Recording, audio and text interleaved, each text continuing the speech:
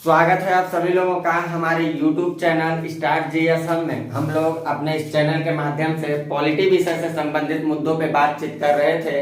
और पॉलिटी विषय में अगर देखा जाए तो इसके पहले जो मैंने टॉपिक आपको बताया था वो था भारतीय संघ एवं राज्य, यानी कि भारतीय संविधान के भाग 1 और अनुच्छेद 1 से 4 तक के मुद्दों पे हमने आपसे बातचीत किया था। आज जिस मुद्दे पे मैं आपसे बातचीत करूंगा वो नागरिकता से संबंधित मुद्दा होगा। संविधान के अगर देखा जाए तो भाग 2 और अनुच्छेद 5 से 11 के बीच जितनी सारी समस्त बातें हैं उन सारी मुद्दों से रिलेटेड हम लोग बातचीत करने वाले हैं। लेकिन इस क्लास का संचालन जो मैं करूंगा ये 2 पार्ट की वीडियो लेकर के इसमें मैं आऊंगा। पहले पार्ट से रिलेटेड हम जिस मुद्दे पे आपसे बातचीत करेंगे नागरिकता से संबंधित, तो पहले हम ये बता देंगे कि नागरिकता टॉपिक से ही संबंधित कुछ मुद्दे आते हैं, जैसे नागरिक क्या होते हैं, एनआरआई क्या होते हैं, पीआईओ क्या होते हैं, डोमिसाइल या आदिवासी क्या होते हैं और ओसीआई जैसे मुद्दे ये चलते रहते हैं। पहले इन मुद्दों से रिलेटेड मैं आपसे बातचीत करने वाला हूं, उसके बाद मैं दूसरी पार्ट में आऊंगा तो वहां मैं आपसे बातचीत करूंगा अनुच्छेद 5, 6, 7 यानी कि 5 से लेकर के 11 तक की सारी बातों पे, और साथ ही साथ 11 में अनुच्छेद 11 में जो संशोधन किया गया उसको ध्यान में रखते हुए, और संशोधन करके जो जन्म के आधार पर, वंश के आधार पर, पंजीकरण द्वारा, देशीकरण द्वारा, अर्जित भूभाग द्वारा नागरिकता प्राप्त करने की जो प्रावधान है उस पे मैं आपसे बातचीत करने वाला हूँ। तो आज की क्लास जो मेरी चलेगी वो नागरिकता टॉपिक पढ़ाने से पहले इन शब्दावलियों को समझाना मुझे जरूरी लगा, इसलिए इस वीडियो में हम लोग इन शब्दावलियों को समझते हैं कि क्या है ये शब्दावली।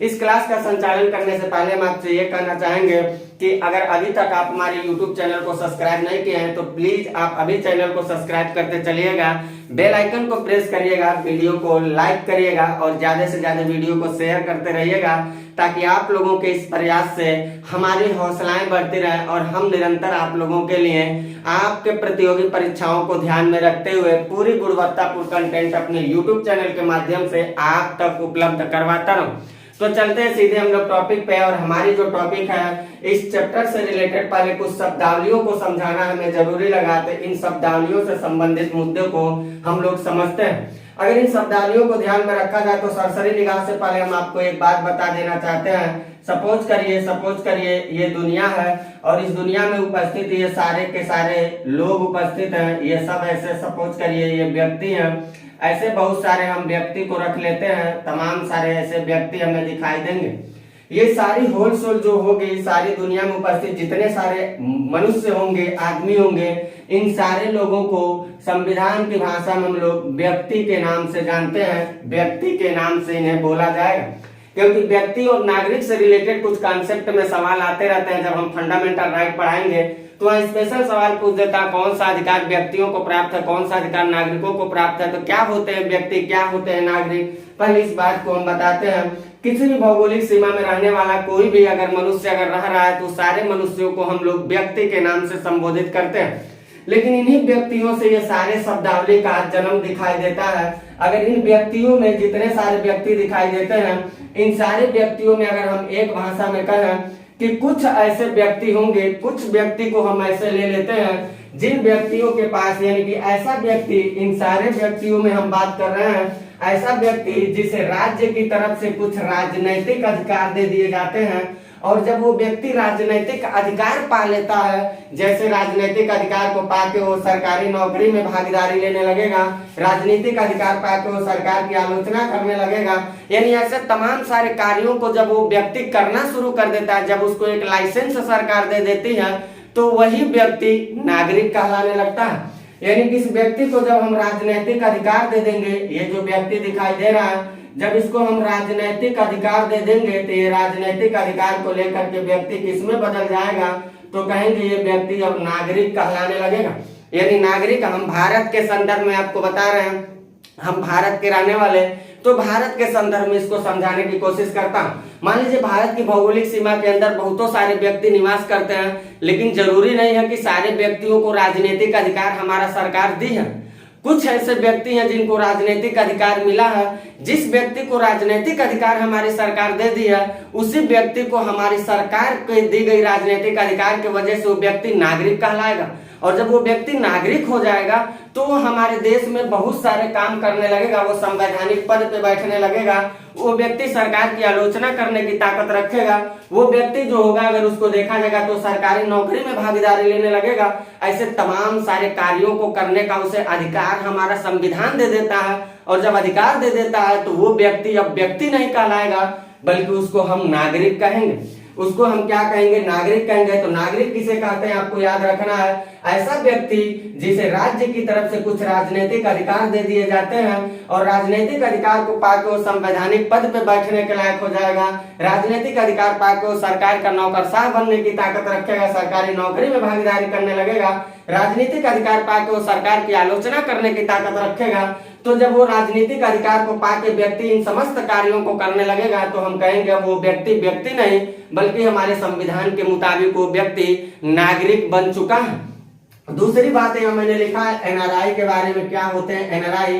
यानी कि नॉन रेसिडेंट ऑफ इंडिया। ये क्या होते हैं? अगर इसको समझा जाएगा तो कोई भी व्यक्ति ले लीजिए या कोई भी नागरिक ले लीजिए, अगर हमारे भौगोलिक सीमा का रहने वाला भारत का कोई व्यक्ति या नागरिक है, अगर वो व्यक्ति या वो नागरिक कहीं किसी दूसरे देश में चला जाता है, मान के चलिए हमारे भारत के रहने वाला कोई नागरिक चला गया अमेरिका में चला जाता है, और वो व्यक्ति अमेरिका में जाकर के, हमारा भारत का कोई भी नागरिक अमेरिका चला गया और अमेरिका में जाकर के वो एक साल में कम से कम 183 दिन या इससे अधिक दिन जाके वहां रह गया, तो जो हमारे यहाँ से गया हुआ नागरिक है वहां जाके एक साल में 183 या इससे ज्यादा दिन जब रह जाएगा तो हम उसको क्या कहेंगे? उसी को हम लोग कहेंगे एनआरआई कहते हैं। यानी कि यही नागरिक अगर क्या कर रहा है, ये किसी विदेश में चला गया, ये कहाँ जा रहा है? ये विदेश में जा रहा है, और विदेश में जा करके ये क्या है, इसके बारे में हम ये समझेंगे। ये विदेश में जा करके एक वर्ष के दौरान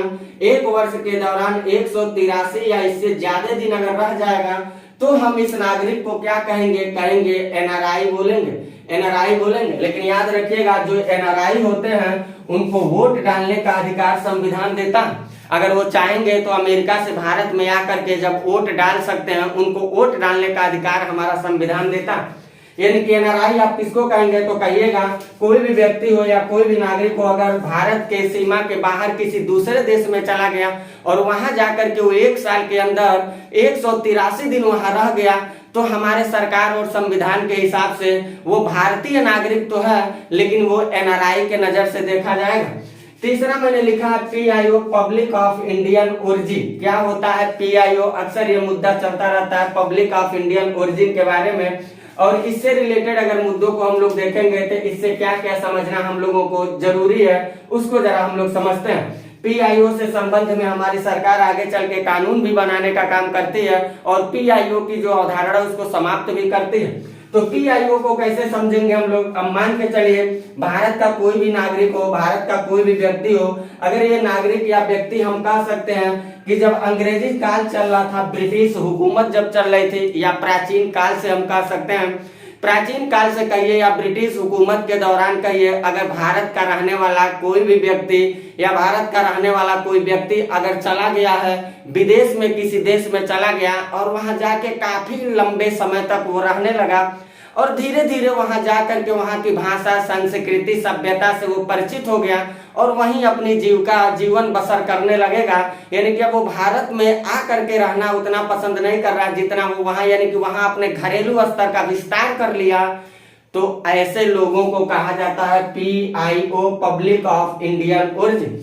यानी कि उनको कहा जाएगा, अगर यहाँ से चला गया, मान लीजिए अंग्रेजी हुकूमत के दौरान यहाँ से कोई आदमी चला गया और जा करके अमेरिका में रहने लगा और वहां जा करके वहां की भाषा, संस्कृति, सभ्यता इत्यादि चीजों को, बागानी कृषि मैंने यहाँ लिखा है, अंग्रेजी काल में भारत के लोग बागानी कृषि कार्यों से विदेशों में गए और वहां की सभ्यता और संस्कृति को स्वीकार कर लिए, तो ऐसे लोगों को हम लोग पीआईओ कहेंगे। और पब्लिक ऑफ इंडियन ओरिजिन जो होते हैं उनको हम लोग बोलते हैं भारतीय मूल अमेरिकन निवासी, आप ऐसे शब्द का उनको प्रयोग करेंगे। यानी कि यहाँ से अगर कोई चला गया वहां जाके अगर वहां की भाषा संस्कृति को अपना लिया, वहां की बागानी कृषि इत्यादि कार्य को करके वहीं अपने जीविका बसर का काम करना शुरू कर दिया, वहां वो अपने स्थायी स्तर से रहने लगा, तो हम उसको कहेंगे PIO public of Indian origin, यानी कि वो व्यक्ति भारतीय मूल का व्यक्ति है, भले वो किसी देश का नागरिक हो। तो आप ऐसा शब्द सुनते होंगे भारतीय मूल अमेरिकन निवासी बन गए, इस पद पे चले गए, उस पद पे चले गए, ऐसे सुनाई देता है। तो इसका मतलब यह है कि वो व्यक्ति कभी न कभी भारत की धरती से ही ताल्लुकात रखता था, किसी कारण वो दुनिया के किसी देश में जा करके वहां की भाषा संस्कृति सभ्यता को अपना के वहां की नागरिकता को लेकर के वहां वो अपना काम करना शुरू कर दिया, और जिस भी पद पे अगर बैठ गया तो कहेंगे वो है तो वो भारतीय मूल, लेकिन वहां अमेरिका या ब्रिटेन या जहां भी जापान जहां भी जाके वो नागरिकता लेगा तो हम कहेंगे भारतीय मूल जापानी नागरिकता, या कहेंगे भारतीय मूल के व्यक्ति और अमेरिकी नागरिक कहलाएगा। इस तरह से हम शब्दों का प्रयोग करते हैं। हमारी सरकार 2015 में जाकर के PIO जो है इसको ला करके इस OCI में मिला दी, ओवरसीज सिटीजनशिप ऑफ इंडिया में सम्मिलित कर दी, यानी कि इसकी अवधारणा को धीरे धीरे समाप्त कर दिया गया। तीसरी जो शब्दावली हम लोग देखेंगे आदिवासी डोमिसाइल क्या होता है, ऐसा शब्द अक्सर आता है, तो इसके बारे में हम कहेंगे कि ऐसा निश्चित एवं अस्थायी स्थान जहां पे कोई व्यक्ति और नागरिक अनिश्चित काल तक, अनिश्चित यानी लंबे समय तक, अनिश्चित काल तक रहता हो, तो ऐसे व्यक्ति को हम लोग कहेंगे डोमिसाइल, आदिवासी बोलेंगे। यानी कि कोई भी भारत का व्यक्ति ले लीजिए, कोई भी भारत का नागरिक ले लीजिए, अगर वो कोई भी भारत का व्यक्ति या नागरिक की हम बात कर रहे हैं, ऐसा निश्चित एवं अस्थायी स्थान कहीं जा करके वो किसी स्थान पे काफी लंबे समय तक रहने लगेगा, तो उसको हम लोग बोलेंगे आदिवासी के रूप में उसको जाना जाएगा, उसको आदिवासी के रूप में जाना जाएगा। लेकिन जरूरी नहीं है कि जो आदिवासी होते हैं वो निरंतर उसी जगह पर रहें, आज यहाँ झोपड़ी डाल के 2-4-10 साल रहेंगे, फिर 2-4-10 साल कहीं और जाके झोपड़ी तंबू डाल के रहना शुरू कर देंगे, ऐसे लोग जो होते हैं वो आदिवासी के रूप में जाने जाते हैं। इसके बाद हम जो शब्दावली देखेंगे वो देखेंगे OCI overseas citizenship of India क्या होता। तो हमारी सरकार जो थी वो नागरिकता अधिनियम 1955 लेकर के आई थी, अनुच्छेद 11 पढ़ाते समय हम आपको बताएंगे। जो नागरिकता अधिनियम आया था 1955 में, इसमें संशोधन करके 2005 में जो संशोधन हुआ था उस 2005 में संशोधन किया गया, और हमारी भारत सरकार उस समय 16 देश के साथ समझौता की थी। ये OCI एक तरह से कह सकते हैं दोहरी नागरिकता का प्रावधान देता, ये दो देशों के नागरिकता के संबंध में कहीं न कहीं इसका व्यवस्था दिखाई देता है। और 16 देशों के साथ जो समझौता हुआ उसमें क्या कहा गया, ये कहा गया कि भारतीय मूल के लोगों को उनकी विदेशी नागरिकता के साथ OCI कार्ड प्राप्त करने का प्रावधान किया गया। ये OCI कार्ड यानी कि मान के चलिए कि यहाँ के हम नागरिक तो हैं ही हैं, लेकिन हम जा करके अमेरिका की भी नागरिकता को अगर स्वीकार कर रहे हैं OCI के माध्यम से, OCI कार्ड धारण करके, या बाद में सपोज करिए हम OCI कार्ड के वजह से अमेरिका में जाके कुछ दिन रहे, फिर हम भारत में नागरिक बनना चाहते हैं अस्थायी तौर से, तो क्या क्या प्रावधान है जरा उसको समझने की कोशिश करिएगा। यानी कि OCI में हम कहेंगे भारतीय मूल के लोगों को उनकी विदेशी नागरिकता के साथ साथ OCI कार्ड प्राप्त हुआ, और ये OCI जो कार्ड है इसके बारे में आपको ये याद रखना है कि OCI कार्ड धारक जो होगा, जो व्यक्ति OCI कार्ड को धारण किया होगा वो भारत का नागरिक नहीं होगा। वो भारत, क्योंकि भारत में दोहरी नागरिकता नहीं है, भारत में एक ही नागरिकता, एक ही देश की नागरिकता को आप ले सकते हैं, दो देशों की नागरिकता को जाकर के आप नहीं ले सकते हैं। या अगर भारत का नागरिकता आप लेते हैं और भारत के साथ साथ जाके आप अमेरिकी नागरिकता को स्वीकार करते हो OCI के माध्यम से, तो भारत सरकार अपनी नागरिकता की प्रणाली को कुछ समय के लिए आपको बंद कर देगी, लेकिन कुछ व्यवस्था आपको देगी। वो व्यवस्था इस समझौते के माध्यम से किया गया। वो व्यवस्था क्या है तो याद रखिएगा, OCI कार्ड धारक जो होंगे उनको मत देने का अधिकार और संवैधानिक पद पे बैठने का अधिकार नहीं दिया गया। OCI जो धारक होंगे, जो OCI का दर्जा जिनको दिया जाएगा, अगर वो 5 साल के अंदर, यहाँ नोट करिएगा बात को, अगर वो 5 साल के बाद अगर भारतीय नागरिकता को पाना चाहते हैं तो इसके लिए वो जाकर के आवेदन कर सकते हैं। और अगर आवेदन करते हैं तो आवेदन करने से 1 वर्ष कम से कम उनको ये दिखाना पड़ेगा कि हम भारत के निवासी हैं। यहाँ कहने का मतलब यह है कि अगर कोई OCI कार्ड धारक व्यक्ति है, वो OCI कार्ड धारक व्यक्ति चाह रहा है कि हम अब भारत में चल के भारतीय नागरिकता को स्वीकार कर लें, तो उस ओसीआई कार्ड धारक व्यक्ति के लिए हमारा संविधान ये कहता है कि कम से कम कार्य ओसीआई का दर्जा अगर आप ले लिए हैं तो उसके कम से कम 5 साल के बाद आप भारत में नागरिकता के लिए अपील कर सकते हैं। और नागरिकता के लिए अपील अगर आप करते हैं तो इसके लिए उस व्यक्ति को क्या करना पड़ेगा, 1 साल भारत में आके कम से कम निवास करना पड़ेगा। जब वो 1 साल निवास कर लेगा तब भारत सरकार उसको पुनः ओसीआई कार्ड से नागरिक के रूप में स्वीकार कर लेगी। मान लीजिए हमारे देश के साथ जो 16 देशों के समझौता हुए हैं, अगर इन 16 देश के समझौता वाले व्यक्ति जो होंगे वो 5 साल के बाद आकर के 1 साल भारत में रह करके भारत सरकार से नागरिकता लेना चाहते हैं तो इस तरह का प्रावधान भी हमारे संविधान के माध्यम से किया गया।